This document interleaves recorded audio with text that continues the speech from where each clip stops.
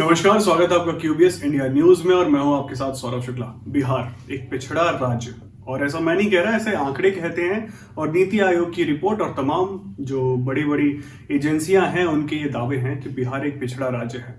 बिहार एक पिछड़ा राज्य है, ये बात खुद मुख्यमंत्री नीतीश कुमार मानते हैं। हालांकि वो बिहार में पिछले 15 सालों से मुख्यमंत्री हैं बिहार के, लेकिन उसके बावजूद भी नीतीश कुमार ये मानते हैं कि बिहार एक पिछड़ा राज्य है।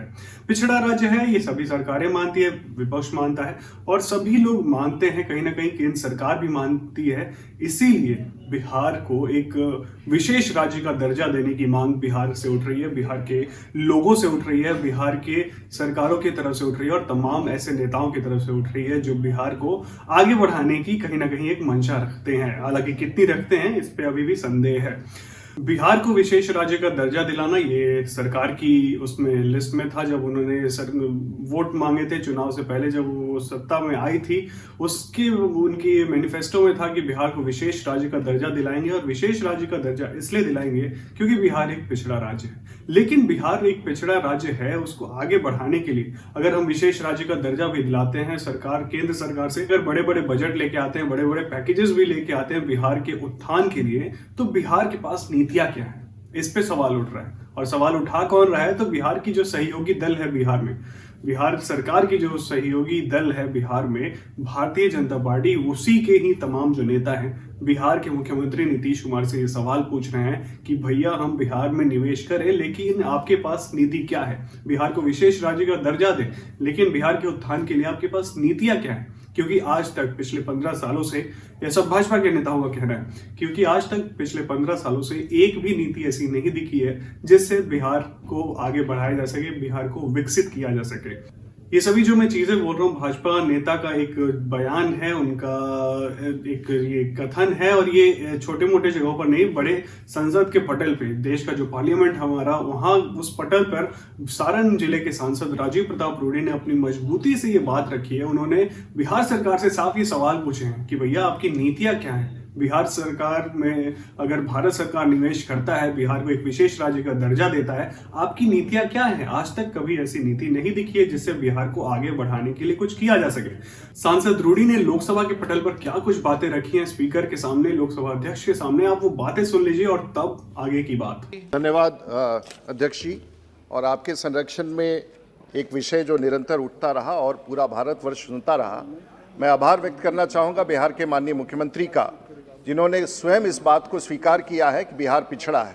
और उनका ये बयान पूरे भारतवर्ष में आया है कि बिहार पिछड़ा है, और मैं स्वागत करना चाहूँगा इस बयान का। और मैं ये भी मानता हूँ कि देश के प्रधानमंत्री भी बिहार के प्रति सचेत हैं, और देश की सरकार भी कभी ये नहीं कहती है कि बिहार के विकास को हम छोड़ के चलेंगे और जितनी भी पैसे की ज़रूरत होगी हम उस राज्य को उपलब्ध कराएंगे, ये भी देश के प्रधानमंत्री का मानना है। लेकिन अगर जहाँ निवेश चाहिए वहाँ नीति की ज़रूरत होती है, और बिना नीति के कोई निवेश करना संभव नहीं हो पाता, ये सब हम जानते हैं। और मूलतः सदन के भीतर जब हम आते हैं तो नीति बनाते हैं और फिर भारत सरकार नीति के आलोक में पैसे देती है।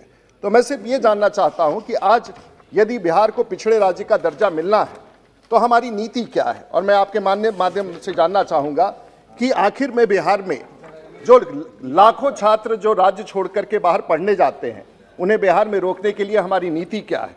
करोड़ों की संख्या में मजदूर गरीब बिहार छोड़ करके बाहर जाते हैं, उनको बिहार में रोकने की नीति क्या है?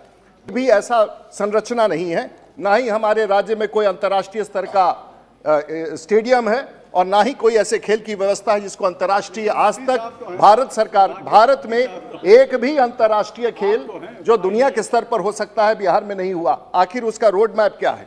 आज तक बिहार में एक भी ग्रीनफील्ड प्रोजेक्ट का निर्माण नहीं हुआ। बेंगलोर, कर्नाटका, हैदराबाद, दिल्ली में ग्रीनफील्ड पोर्ट का अपना ग्रीनफील्ड एयरपोर्ट बनाया। बिहार में नागर विमानन की नीति क्या है? महोदय, अगर इसी प्रकार से हम पूछते जाए, आज सबसे ज़्यादा विश्वविद्यालय में अगर छात्र विश्वविद्यालय के बाहर पढ़ रहे हैं, कोटा आपके शहर में जाके पढ़ते हैं, तो आखिर बिहार में शिक्षा नीति क्या है? आप पूरे चाहेंगे कि राज्य सरकार पूरी नीति स्पष्ट करे ताकि बिहार के वैसे लोग, मछुआरे हो, गरीब हो, किसान हो, उनके भाई बात को हम आगे बढ़ा सके। नीति के साथ निवेश लेकर के बिहार को आगे बढ़ाया जाए, ये मैं आपके माध्यम से राज्य की सरकार और केंद्र सरकार का ध्यान आकृष्ट करना चाहूंगा। महोदय, धन्यवाद। राजीव प्रताप रूडी थे, सारण जिले से सांसद हैं और तमाम उन्होंने जो बिहार सरकार से सवाल पूछे हैं कि भैया आपके पास नीतियां क्या हैं, बिहार के बच्चे अगर बाहर पढ़ने जाते हैं उनको बिहार में रोकने की नीतियां क्या हैं, बिहार में जो स्वास्थ्य व्यवस्था को डेवलप करना है उसकी नीतियां क्या हैं, बिहार में इंडस्ट्री अगर आप सेटअप करना चाहते हैं उसका रोड मैप क्या है।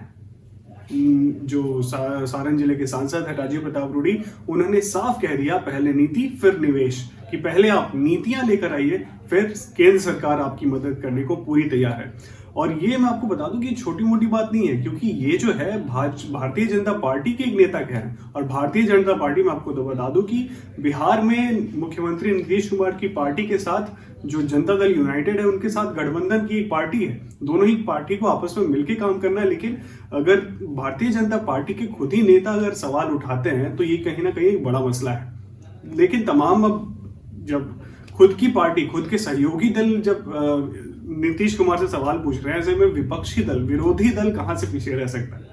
रामविलास पासवान के बेटे चिराग पासवान जमुई से सांसद और लोक जनशक्ति पार्टी रामविलास के राष्ट्रीय अध्यक्ष चिराग पासवान आज दिल्ली से पटना लौटे हैं। पटना पर पहुंचते ही उन्होंने मीडिया से बातचीत की और उन्होंने भी रूडी के उस भाषण का हवाला देते हुए जो उन्होंने संसद में कहा उस पर अपनी कई सारी बातें रखी है। लगातार उन्होंने भी मुख्यमंत्री नीतीश कुमार से पूछ लिया कि भैया आपके पास नीतियां क्या हैं, आप 15 साल से बिहार के मुख्यमंत्री रहे हैं और इस ऐसे में आपकी जो नीतियां हैं वो कहाँ है, कहाँ गई आपकी नीतियां जो बिहार के विकास के लिए काम करें। अगर 15 साल में अगर आपने कुछ नहीं कर पाया तो आगे आप कैसे बिहार का विकास करेंगे।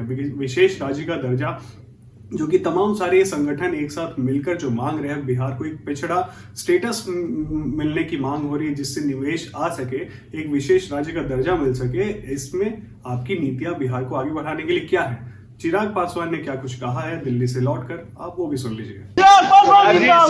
स्टेटस की बात हो रही है, विशेष दर्जा कब मिलेगा। नीतीश कुमार अब कह रहे हैं कि अगर पिछड़े हैं, नीति आयोग पिछड़ा बता रहा है, तो ट्रांसफॉर्मिंग इंडिया की बात कैसे होगी जब तक पिछड़े राज्यों को आगे नहीं किया जाए। भाई आप इतना पहले हिसाब तो दीजिए कि जो केंद्र सरकार से और आप ही की उप मुख्यमंत्री और भाजपा के नेता इस बात को कहते हैं कि विशेष राज्य के दर्जे में जितनी सहूलियतें या जितनी राशि मिलती है उससे ज़्यादा राशि केंद्र सरकार आपको पहले ही दे रही है। और ये हम लोगों ने देखा भी था कि प्रधानमंत्री जी के द्वारा ही राज्य के लिए एक बड़ी राशि की घोषणा चुनाव के दौरान की गई थी। पहले मुख्यमंत्री नीतीश कुमार जी बताएं कि वो पैसे कहाँ गए। भाई आप कब तक विशेष राज्य के दर्जे के बहाने के पीछे अपनी नाकामियों को आप छिपाते रहेंगे। बिहार में केंद्र सरकार की जितनी योजनाएं हैं उसका जो पैसा आता है बिहार में, उसको हम लोगों ने देखा है कि वो राशि पूरी तरीके से इस्तेमाल नहीं होती है, उस राशि को आप खर्च नहीं करते हैं और बार बार आप बहाना बना लेते हैं विशेष राज्य के दर्जे का। हम लोग समर्थन करते हैं कि भैया विशेष राज्य का दर्जा मिलना चाहिए, पर मैं ये भी मानता हूँ कि जब तक ये मौजूदा सरकार है विशेष राज्य के दर्जा मिलने के बाद भी बिहार में कोई विकास नहीं हो सकता। क्यों? क्योंकि इनके पास नीतियाँ नहीं हैं। भाजपा के सांसदों के वो बयान पार्लियामेंट में आप सुनिए जिसमें इन लोगों ने इस बात को प्रमुखता से उठाया था कि मुख्यमंत्री नीतीश कुमार के पास उद्योग को लेकर, रोजगार को लेकर या विकास की किसी भी योजना को लेकर इनके पास कोई नीति नहीं है। तो ये आज की तारीख में सिर्फ एक बहाना बना रहे हैं कि भैया बिहार में विकास इसलिए नहीं हुआ। 16 साल से आप प्रदेश के मुख्यमंत्री हैं और आज 16 साल के बाद आपके पास बहाना इस बात का है कि भैया प्रदेश में विकास इसलिए नहीं हुआ क्योंकि हमें विशेष राज्य का दर्जा नहीं मिला। तो बाकी उन केंद्र की योजनाओं या केंद्र की उन राशियों का क्या हुआ? वो पैसा कहाँ गया? बिहार सरकार का जो अपना राजस्व है उसका पैसा कहाँ गया? तो ये सारा पैसा क्या 7 निश्चय के भ्रष्टाचार में गोल हो गया? और अब मुख्यमंत्री के पास बहाना सिर्फ एक ही बचा कि भैया विशेष राज्य का दर्जा नहीं मिला। जेडीयू ने कहा है कि बीजेपी अगर केंद्र सरकार अगर बिहार को विशेष राज्य का दर्जा नहीं देती है तो हम बीजेपी को रास्ते से हटा देंगे। जेडीयू एमएलसी खाली दनवर का बयान है ये। हाँ तो हटा के दिखाएं भाई, हटाएं। ऐसा गठबंधन किस काम का? और देखिए इस बात को पिछली बार जब 10 नवंबर को रिजल्ट आए थे, 11 नवंबर को मैंने प्रेस वार्ता की थी और मैंने उस वक्त इस बात को मैंने प्रमुखता से कहा था कि 1.5-2 साल से ज़्यादा ये सरकार चलने वाली नहीं है। भाई किस मुद्दे पर एक हैं ये? और मैंने तो बार बार बोला है कि मुख्यमंत्री नीतीश कुमार जी तो बस बहाना ही ढूंढ रहे हैं। उनको बहाना चाहिए। क्यों? क्योंकि उनको प्रधानमंत्री नरेंद्र मोदी के सामने आकर उनको प्राइम मिनिस्टर मटेरियल बनना है, और ये कोई छुपी हुई बात नहीं है। उन्हीं की राष्ट्रीय कार्यकारिणी में ये प्रस्ताव पारित हुआ है। तो जिस व्यक्ति को प्रधानमंत्री का उम्मीदवार बनना है वो इस गठबंधन से अलग होने का बहाना ढूंढेगा ही ढूंढेगा। और तमाम विषय, जातिगत जनगणना की बात हो, पेगासस का मामला हो, जितने ये विषय हैं, इन तमाम विषयों पर दोनों गठबंधन के भीतर विरोधाभास इस बात को दिखाता है कि मुख्यमंत्री नीतीश कुमार जी अपनी राहें अलग करने का प्रयास कर रहे हैं। यात्रा पे निकल रहे हैं, भाई दिखा देना, चलिए एक बार दिखाई दीजिए मुख्यमंत्री जी, दिखा दीजिए आप विकास दिखा दीजिए। आज ही एक और अखबार में रिपोर्ट आई है कि भैया किस तरीके से प्राथमिक शिक्षा में बिहार सबसे पिछले पायदान पर है। आप किसी भी प्राथमिक विद्यालय चले जाइए। मैंने अभी एक वीडियो भी मैंने अपने ट्विटर हैंडल पे मैंने अपलोड किया। स्कूल में शिक्षक नहीं होते हैं, बेंचेस नहीं होते हैं, बैठने की जगह नहीं होती है, भवन नहीं बने होते हैं, अस्पतालों के वही हाल है। तो भाई शिक्षा के मापदंड बताइए ना, क्या है विकास के मापदंड बताइए ना। क्या आपके विधायकों के घर खूबसूरत बनना क्या विकास के मापदंड है? क्या आपका एयर कंडीशन कमरे में रहना मुख्यमंत्री नीतीश कुमार जी का विकास का मापदंड है? इनके विधायक, इनके मंत्रियों के पास तमाम तरीके की सुख सुविधाएं होना ही विकास का मापदंड है? भाई बिहार गांव में बसता है, गांव की हालत जाके देख लें। और मुख्यमंत्री नीतीश कुमार जी अगर चाहें तो मैं उनके साथ चलने को तैयार हूँ। चल के मैं उनको दिखाता हूँ कि बिहार के गांव के क्या बदहाल स्थिति है। गांव में मैं रहता हूँ, रात गुजारता हूँ, वहाँ पर मैं उन परिवार वालों को मैंने देखा है जिनके पास झोपड़ी तक नहीं है, घर सर के ऊपर छत तक नहीं है, और ये बात करते हैं विकास की। समाज सुधार यात्रा पे निकल रहे हैं 22 तारीख से, समाज सुधार यात्रा पे निकल रहे हैं। 16 साल के बाद अगर किसी मुख्यमंत्री को समाज को सुधारने के लिए यात्रा निकालनी पड़े तो इससे ज़्यादा शर्मनाक और दुखद कोई और बात नहीं हो सकती है। तो चिराग पासवान लोक जनशक्ति पार्टी रामविलास के राष्ट्रीय अध्यक्ष, और उन्होंने भी मुख्यमंत्री नीतीश कुमार से बहुत सारे सवाल पूछे हैं जो आपने सुना। और ये बात कहीं ना कहीं एक पटल जो ग्राउंड लेवल पर है वो सामने भी है, क्योंकि बिहार के पास नीतियां कुछ नहीं है। निवेश अगर सरकार की तरफ से, केंद्र सरकार की तरफ से मिलता भी है तो नीतियां ऐसी कोई धरातल पर नहीं दिखती हैं जिससे बिहार का उत्थान किया जा सके। बहरहाल क्यूबीएस इंडिया न्यूज पर ये आप रिपोर्ट देख रहे थे। आप हमारे चैनल को सब्सक्राइब कर ले, फॉलो कर ले, और अगर आपको ये अच्छा लगा हो ये वीडियो तो इसे ज्यादा से ज्यादा लोगों में शेयर करें ताकि थोड़ी बहुत और भी लोगों को इस बारे में जागरूकता मिल जाए। बहरहाल आप क्यूबीएस इंडिया न्यूज हमारे चैनल को सब्सक्राइब कर ले, इसके साथ ही अर्नब मीडिया नेटवर्क और सब तक को भी फॉलो कर ले, क्योंकि हमारे सारे अपडेट्स वहां भी आपको मिलते रहते हैं। बहुत बहुत शुक्रिया आपका हमारे साथ बने रहने के लिए।